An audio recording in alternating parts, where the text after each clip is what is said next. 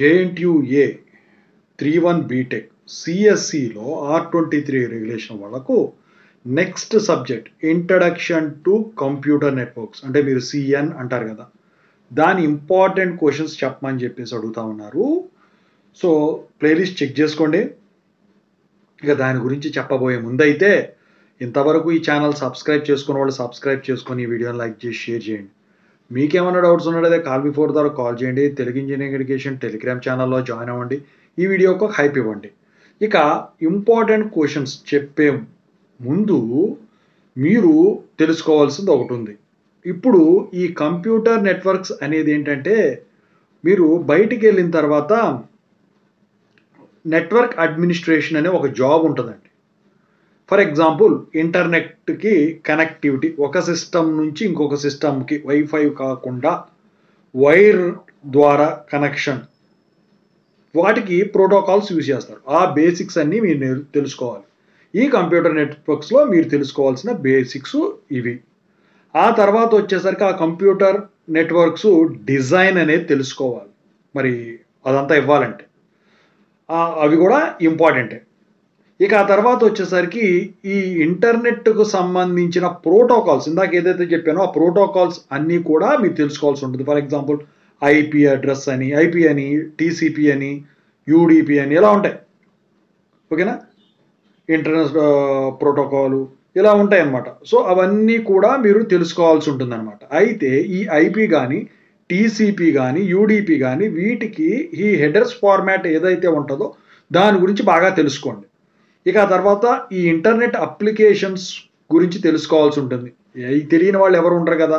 ఇక ఆ తర్వాత వచ్చేసరికి ఈ కంప్యూటర్ నెట్వర్క్ డిజైనింగ్ అప్పుడు ఇష్యూస్ ఏమొస్తాయి ఇవన్నీ తెలుసుకోవాల్సి ఉంటుంది అనమాట. అయితే మీరు సాఫ్ట్వేర్ పరంగా కానివ్వండి, హార్డ్వేర్ పరంగా కానివ్వండి, ఈ హార్డ్వేర్ సాఫ్ట్వేర్ కాంపోనెంట్స్ ఉంటాయి కదా కంప్యూటర్ నెట్వర్క్కి, వాటిని ఐడెంటిఫై చేయగలగాలి.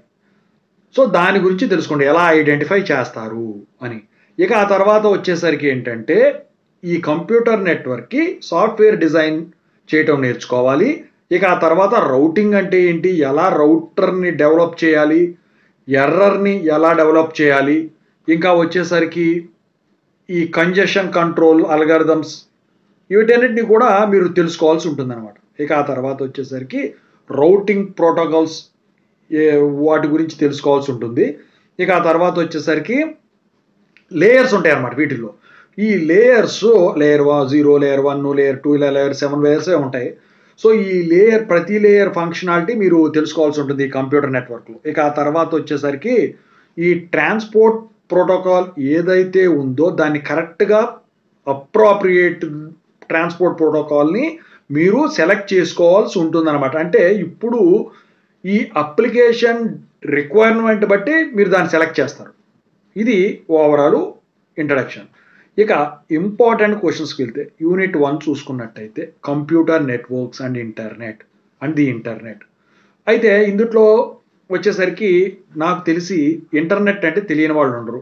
So what is the internet అంటే మామూలు క్వశ్చన్, అది ఎట్లా అని రాసేస్తారు మీరు. అయితే ఇక్కడ వీళ్ళు అడిగేది ఎక్కువ శాతం ఏంటంటే, state and explain the following. Network core, B delay, C loss.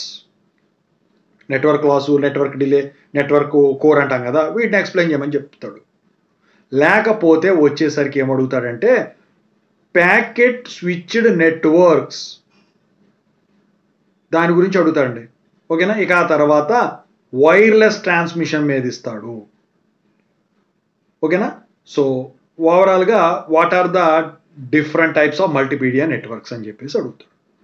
ఇక యూనిట్ 2 చూసుకున్నట్టయితే data link layer, access networks and LANs. Very very important unit.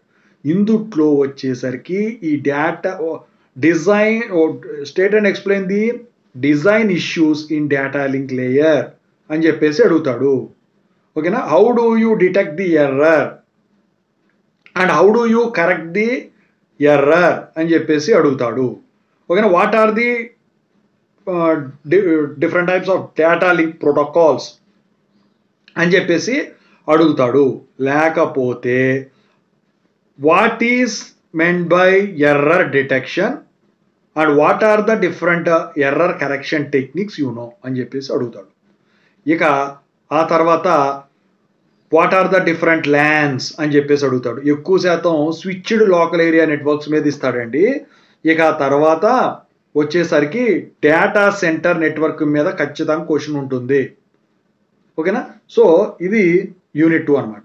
ఇక యూనిట్ 3 చూసుకున్నట్టయితే మీకు యూనిట్ 3లో ద నెట్వర్క్ లేయర్. సో ఇందుట్లో వచ్చేసరికి ఈ రౌటింగ్ అల్గారిథమ్స్ మీద ఖచ్చితంగా ఇస్తాడు. State and explain the network layer in the internet. ఇవన్నీ లేయర్సే, నెట్వర్క్ లేయరు, ట్రాన్స్పోర్ట్ లేయరు, ఇందాక అనుకున్నది మనం ఆ లేయరు, ఇవన్నీ కూడా 5 లేయర్స్ ఉంటాయి. ఓకేనా? సో ఈ నెట్వర్క్ లేయర్లో వచ్చేసరికి రౌటింగ్ అల్గారిథమ్స్ మీద ఇస్తాడు, నెట్వర్క్ లేయర్ గురించి ఎక్స్ప్లెయిన్ చేయమని చెప్పేసి అడుగుతాడు. అంతే, అంతకుమించి ఏముండదు. ఐపీ అడ్రస్ ఎలా క్యాలిక్యులేట్ చేస్తారు, ఎలా డివైడ్ చేస్తారు, ఓకేనా? సో అవన్నీ కూడా డిఎన్ఎస్ అడ్రస్ ఇవన్నీ ఉంటాయి కదా, డొమైన్ నేమ్ సిస్టమ్. సో ఇక యూనిట్ 4 చూసుకున్నట్టయితే ట్రాన్స్పోర్ట్ లేయర్. సో ఇందుట్లో state and explain the transport protocols in the internet అని చెప్పేసి అడుగుతాడు. What is the purpose of transport layer, what is meant by UDP అని చెప్పేసి అడుగుతాడు. ఓకేనా? సో ఇక తర్వాత యూనిట్ 5 చూసుకున్నట్టయితే application layer.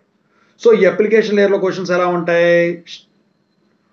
What is the difference between web and HTTP, లేకపోతే what is the full form of HTTP అని చెప్పేసి అడుగుతాడు. State and explain electronic mail in the internet అని చెప్పేసి అడుగుతాడు. What is meant by DNS అని చెప్పేసి అడుగుతాడు. So write some applications of peer to peer in application layer అని చెప్పేసి అడుగుతాడండి. ఓకేనా? So video streaming live application చెప్పమని చెప్పేసి అడుగుతాడు. సో ఇలా ఉంటుంది అనమాట. అయితే ఇక్కడ మీరు గమనించినట్టయితే ఇవి ఏవైతే లేయర్స్ ఇచ్చాడో ఈ లేయర్లు అన్నిటి గురించి మీరు తెలుసుకోవాల్సి ఉంటుందన్నమాట. సో డేటా లింక్ లేయర్ గురించి, ఓకేనా? సో లేకపోతే నెట్వర్క్ లేయర్ గురించి, ట్రాన్స్పోర్ట్ లేయర్ గురించి, అప్లికేషన్ లేయర్ గురించి. సో ఇవి దాటి బయటికి వెళ్ళటం అయితే జరగదండి. ఎక్కువ శాతం వచ్చేసరికి మీరు డిజైన్ చేస్తారు కదా, ఆ డిజైన్ చేసేటప్పుడు మీరు ఐపీ అడ్రస్ని ఎలా డిజైన్ చేస్తారు, ఓకేనా, అలా అడుగుతాడు. ఐపీ అడ్రస్ 0 to 125 ఇలా ఉంటాయి కదా. Based on that one you will be having different types of IP addresses. So IPv7కి IPv6కి ఉన్న డిఫరెన్స్ ఏంటి అని అడుగుతాడు. ఓకేనా? సో ఇలా ఉంటాయండి. చదువుకోండి, ఈజీ సబ్జెక్ట్ అండి. స్కోరింగ్ లేయర్స్ కూడా గీయాలి.